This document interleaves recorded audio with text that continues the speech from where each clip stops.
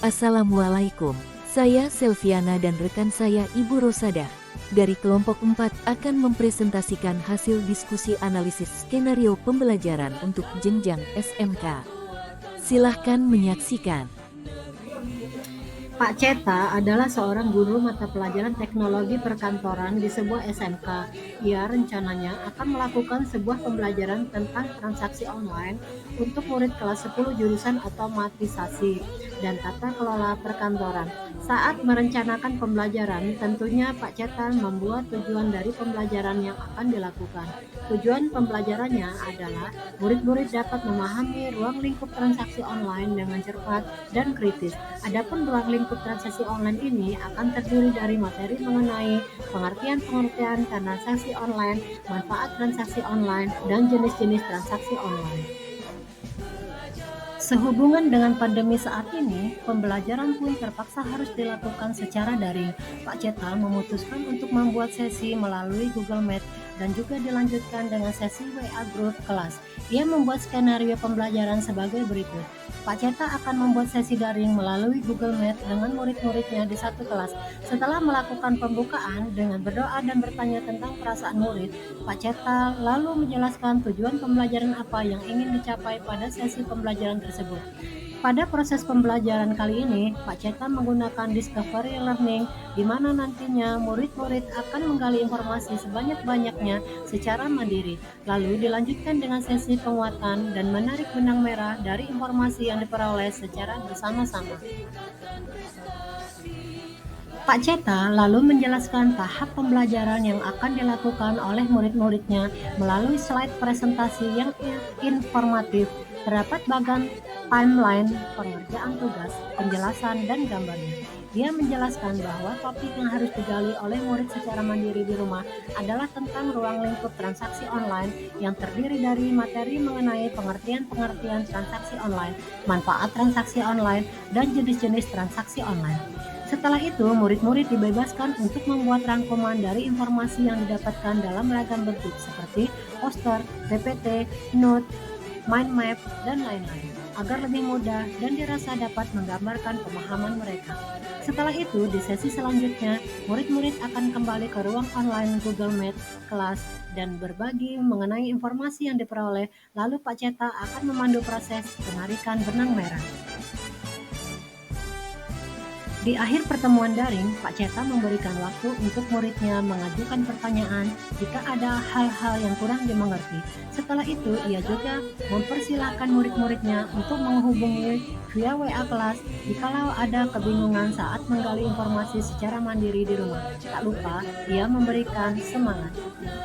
4. Untuk memudahkan murid-murid, Pak Ceta pun membagikan slide presentasinya ke dalam WA kelas.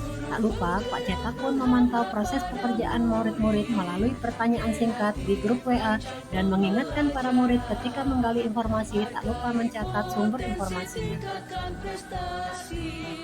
Saat proses memantau ini, Pak Ceta juga melakukan asesmen informal. Ketika kemudian ia menemukan beberapa murid-muridnya ternyata masih ada miskonsepsi dan perlu bantuan, maka Pak Ceta kemudian menghubungi murid-muridnya tersebut untuk meminta mereka bertemu dengan Pak Ceta dalam sebuah kelompok kecil secara daring.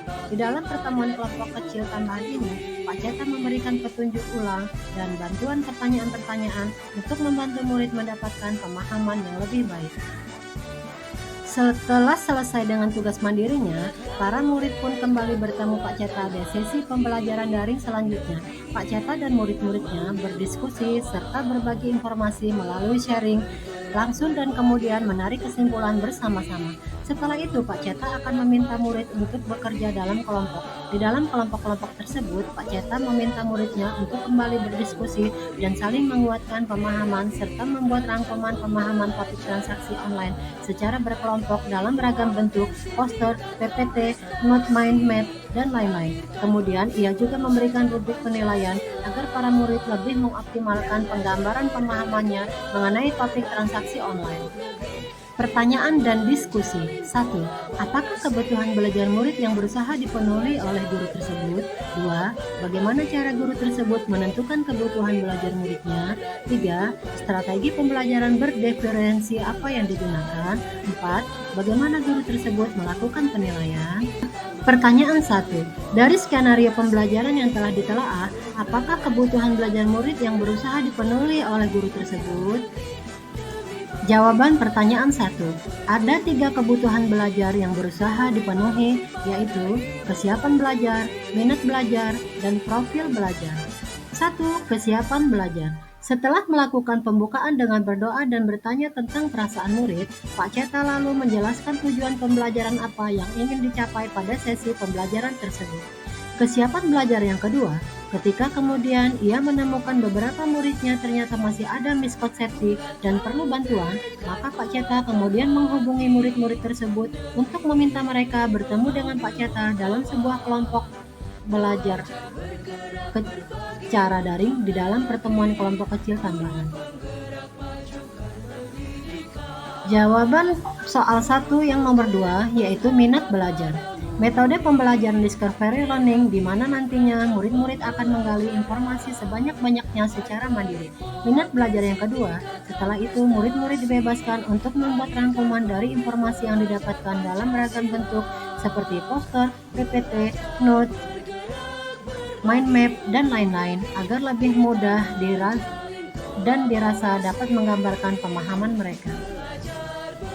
Jawaban pertanyaan 1 yang nomor 3 yaitu profil belajar.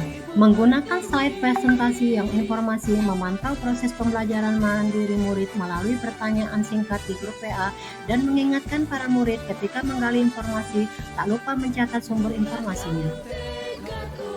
Pertanyaan kedua, bagaimana cara guru tersebut menemukan kebutuhan belajar murid?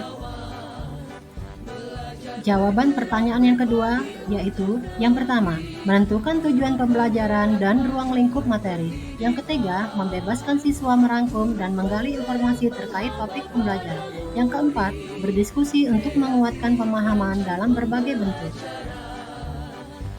Pertanyaan ketiga, strategi pembelajaran berdiferensiasi apa yang digunakan?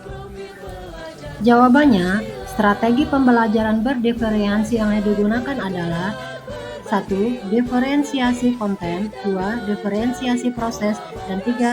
Diferensiasi produk. Diferensiasi konten yaitu bahan ajar yang akan kita berikan kepada siswa dalam presentasi yang informatif, terdapat bagan timeline, pengerjaan tugas, penjelasan, dan gambarnya. Diferensiasi proses yaitu diskusi kelompok, discovery learning, dan diferensiasi produk yaitu rangkuman pemahaman topik transaksi online secara berkelompok dalam ragam bentuk seperti poster, PPT, note, dan mind map, dan lain-lain. Pertanyaan 4. Bagaimana guru tersebut melakukan penilaian? Jawabannya adalah melakukan penilaian dengan cara 1. Dengan memantau proses pekerjaan mandiri murid melalui pertanyaan di grup WA. Yang kedua, memberikan rubrik penilaian agar para murid lebih mengoptimalkan penggambaran pemahamannya mengenai topik transaksi online. Yang ketiga, saat proses memantau ini, Pak Ceta juga melakukan asesmen informal ketika kemudian ia menemukan beberapa muridnya ternyata masih ada miskonsepsi dan perlu bantuan. Yang terakhir yaitu refleksi. Refleksi yang kami dapatkan yaitu melalui pembelajaran berdiferensiasi diharapkan dapat memenuhi kebutuhan belajar siswa sehingga siswa dapat mengembangkan potensinya secara maksimal. Terima kasih. Wassalamualaikum warahmatullahi wabarakatuh.